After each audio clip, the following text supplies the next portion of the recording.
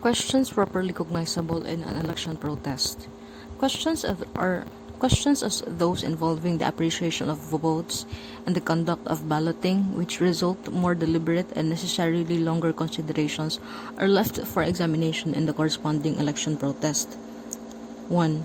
The reopening of ballot boxes is not a proper issue for pre-proclamation controversy, but should be fleshed out in an election protest.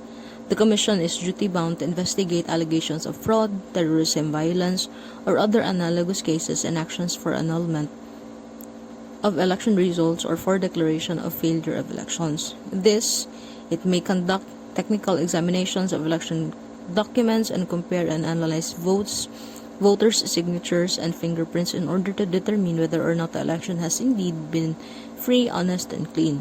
A pre-proclamation controversy is not the same as an action for annulment of election results or declaration of failure of elections.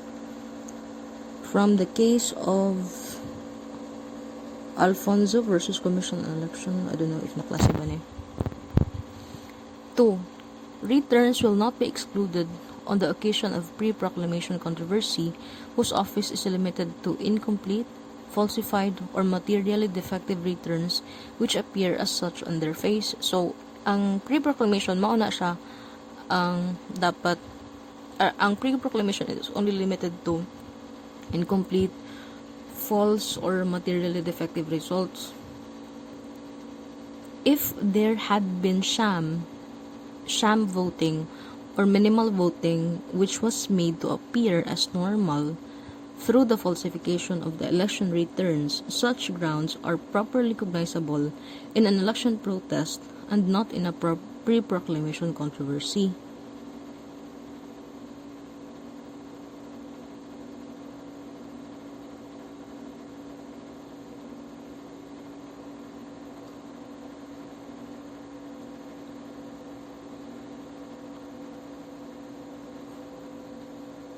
But to COMELEC findings on election returns anchored on the manner of their preparation, which it would found to be sham and spurious, said ground is a pre-proclamation issue under sections 241 and 243 in relation to sections 235 of the Code. Said returns cannot be accorded prima facie status as genuine reports of the results of the counts of votes. 3. In the absence of any clear showing or proof that the election returns canvassed are incomplete or contain material defects, appear to have been tampered with, falsified, or prepared under duress, and or contain discrepancies in votes credited to any candidate, the difference of which affects the result of the election, which are the only instances where a pre-proclamation count may be voted or may be resorted to, granted the preservation of the integrity of the ballot box and its contents, a petition for recount must fail. The complete election returns whose authenticity is not in question must be prima facie considered valid for the purpose of canvassing the same and proclamation of the winning candidates. To expand the issues beyond those enumerated in Section 243 and allow recount or reappreciation of votes in every instance where a claim of misdeclaration of stray votes is made would open the floodgates to such claims and paralyze canvass and proclamation proceedings, given the propensity mandate that all pre-proclamation controversies shall be heard summarily by COMELEC after due notice. Laws desire that the canvass of proclamation be delayed as little as possible.